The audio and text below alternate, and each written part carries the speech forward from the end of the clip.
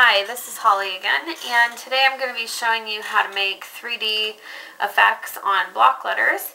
And you can see on my finished example there are many ways to do 3D effects on block letters, where you have the 3D blocks on the bottom or the 3D blocks on the top, whether you do it lowercase or uppercase. Then I'm also going to show you one-point perspective 3D lettering, which I think looks really cool. It kind of reminds you of superhero comic book style lettering. And so we're going to go ahead and get our sketchbooks ready or our drawing papers ready. And for this exercise you'll need a pencil, an eraser, a Sharpie, and maybe you just have some Crayola colored markers sitting off to the side in case we want to add some color together later. We're just going to write the word art a few times in block letters, and I'm going to do the first one in all capital letters. If you're not sure how to do block letters, you can refer to my block letter tutorial. It might be something good to practice and watch if you're unfamiliar with this style of lettering.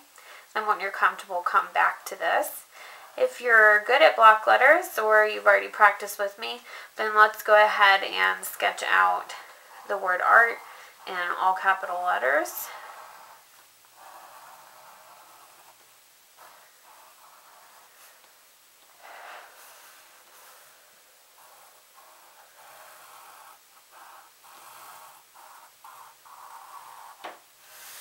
Okay, and then we're also going to sketch it out again in all capital letters.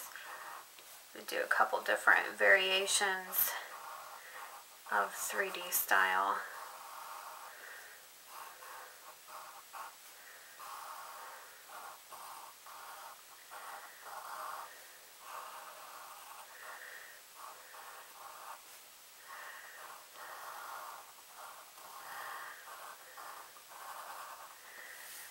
And we're going to write the word art again, this time in lowercase block lettering.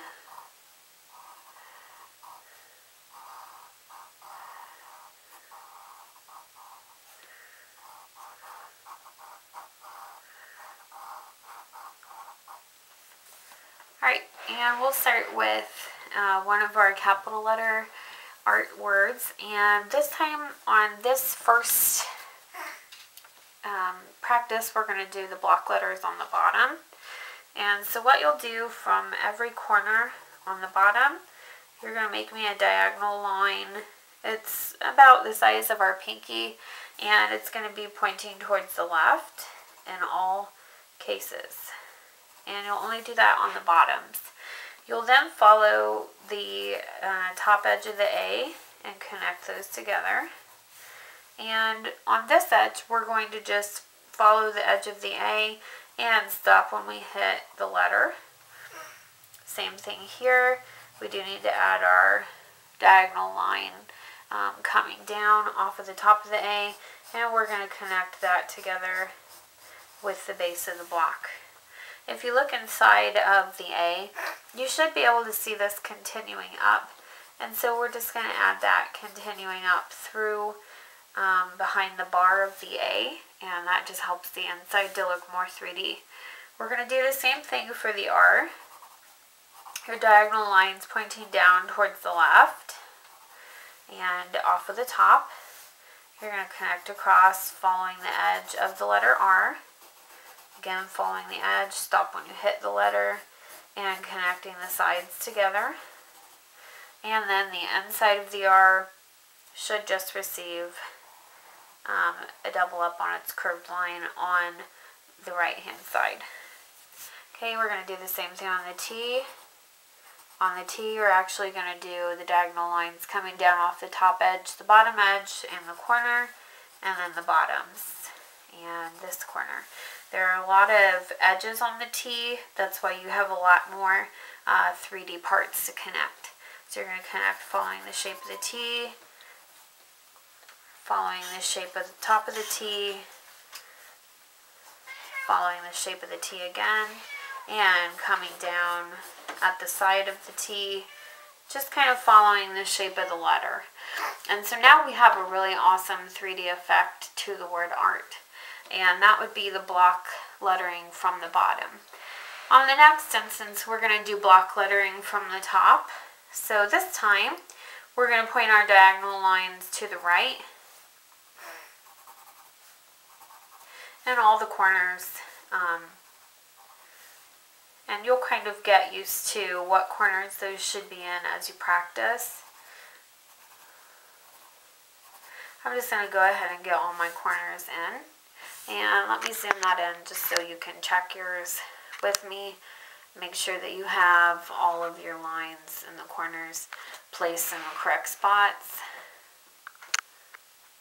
Just kind of double checking that you have it in all parts of the A, the R, and the T.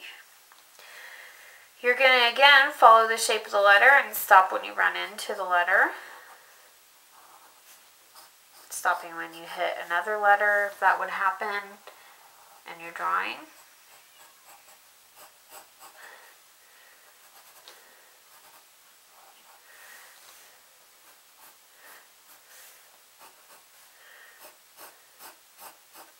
And again, we have nice 3D letters. Just a slight difference in the way that the two look because of the way the blocks are at the bottom here and the blockiness is at the top here, the thickness for the 3D part. On the small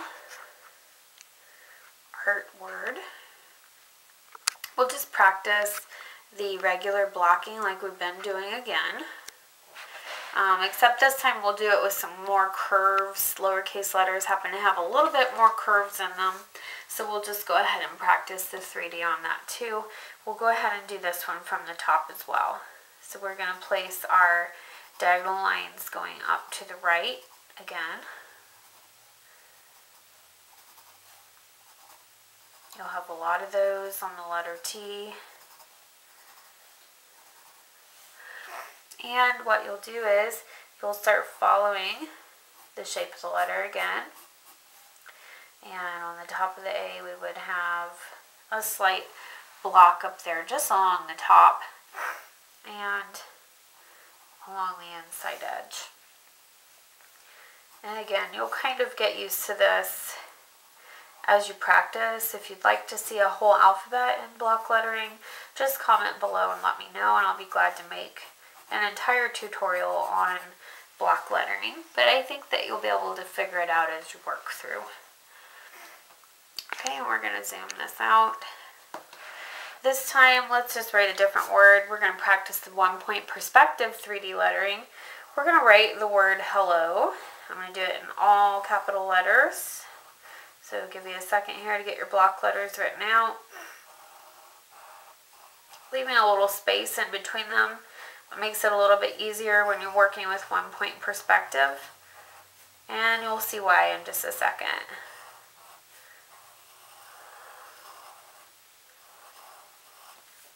Okay, and what you'll do for the 1-point perspective, I'm going to go ahead and zoom it in again so that you can see this. For 1-point perspective, you're going to place a dot kind of in the center. You could do it off to the side. On this instance, we'll do it in the center because it's a little bit easier that way. And you'll be taking a ruler. Let me grab a ruler really quickly so that we can do that together with a ruler. So you'll find that it's much easier using a straight edge ruler to get those nice straight lines. Okay, so I've got my ruler here. What you're going to do is you're going to connect from the dot to the edge of the letters and lightly draw a line. You're going to do that from the edge of every letter. So all 4 edges of the H will receive a line leading to the dot. And then you need to line it up with the top edge of the H. And I can go ahead and connect here from the top edge of the H to the dot. It always needs to be lined up with the dot. If I line it up at the corner of this part of the H, it again would connect to the dot, and I would stop when I hit the E. Okay, so you can kind of see how that's starting to come together. On the E, you would connect from the edge of the E to the dot. on both sides. If I line it up with the top of the E, I'm not going to get much 3D effect there, so it's not something that we need to bother with. However, if I line it up with this edge of the E to the dot, I would have a 3D effect there. So I'm going to draw down and draw down again. And I know that looks strange.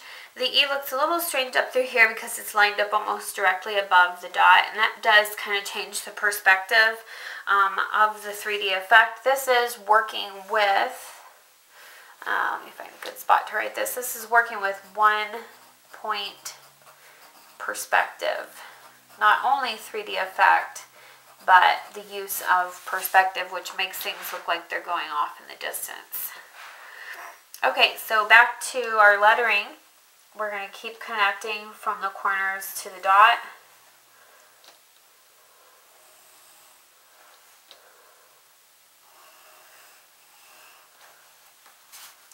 And if I line up here with the L, it just lines right up with it, so there's no need to make a 3D effect there. And the same for here. It would not be outside of the L, so I don't need to mess with that either. It would connect from the top of this L. It will connect from the edge, from this edge. And from the O, we just kind of start towards the top of the O, line it up with the dot. We're actually going to hit the L, so we'll stop right there. Start from the bottom of the O, line it up with the dot, and the inside of the O doesn't need touched. Now you can chop those off if you want them to stop at a different point, or you could let it go all the way to the dot. I'm going to go ahead and trim mine off just a little bit and erase out the best I can down here.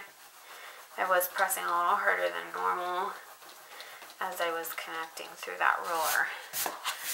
And I'm just going to do a little bit of shadowing and shading with you on the 1-point perspective only. If you'd like other tips on how to shade and add effects to your lettering, you can go to my bubble letter tutorial, and I've offered several tips there on how to add Zentangle or patterns or shading or tie-dye to your letters. So if you're interested in that, please head on over to the bubble letter tutorial, and you'll be able to find some more of that information. I'm just going to go in right now and outline my letters and lines, get it really nice and clean and sharp, and then I'm going to show you some coloring effects that could look really cool with this lettering. This kind of reminds me of like a comic book style lettering.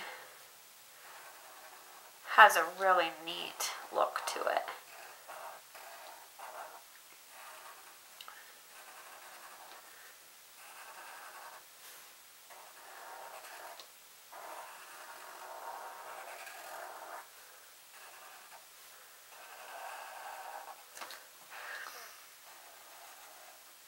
Okay, I'm just going to go in and erase out pencil marks real quick so it doesn't affect my coloring.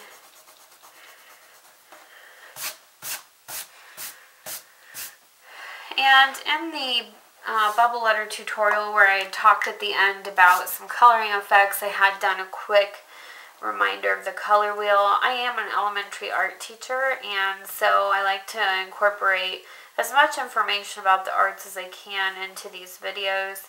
Hopefully it just helps to enlighten you a little bit through the arts. So we're just going to make a simple color wheel here to refer to. And we know that the 3 most important colors in art are the primary colors, blue, red, and yellow. Those are always in a triangular pattern on any color wheel. And those colors are so important because they make all other colors. We know that when we mix red and yellow, we get orange, which is a secondary color. When we mix red and blue together, we get purple, which is a secondary color. And when we mix yellow and blue together, we get green, which is a secondary color. I'm going to choose to do my shading and value work on this set of letters with red, orange, and yellow. And I've actually chosen a dark red or maroon regular red, an orange, a dark yellow, and a light yellow. And these are just Crayola brand markers. I can use these three to blend together because they're right next to each other on the color wheel, which is known as analogous when they're next door neighbors on the color wheel. Orange contains red and yellow, so it'll easily let the colors blend together. I can't jump out of order from red to yellow to orange, or it won't work, so I'll have to follow it in this order: red, orange, yellow. And so down here in my lettering, what I decided to do was the shadow areas, or the blocks, I'm going to make those the darker areas so it kind of looks like they're in shadow. I'm going to start with my dark red on the undersides of all the letters, not the sides of the blocks, but just the bottoms of the blocks. And you can see that I left jagged edges so that I can blend those together better. Then I'm going to come into it with red because maroon or burgundy is just a darker version of red. It's okay to let the red go right on top of it.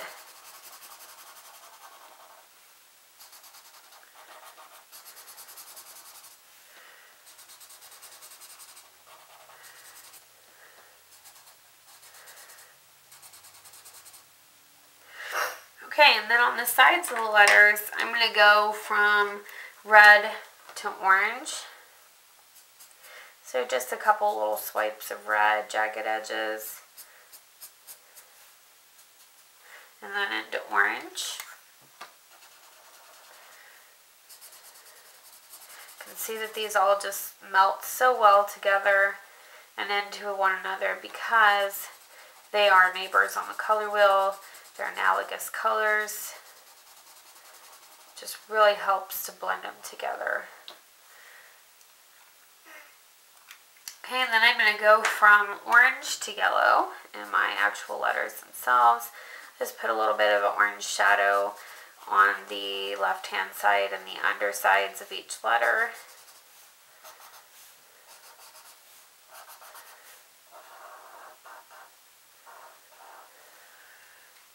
And I'll fill the rest in with yellow.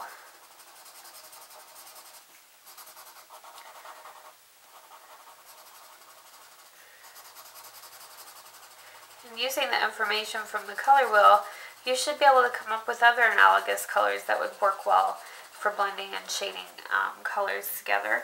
You wouldn't have to do these exact same colors. And again, let me zoom it out one last time. Here's our practice that we've done together. And here was my finished example, just giving you some different ideas on some different shading that you can do. This is all using analogous color information from the color wheel. And again, if you're interested in learning more about that or some more effects, please visit my bubble letter video. Thanks for joining me.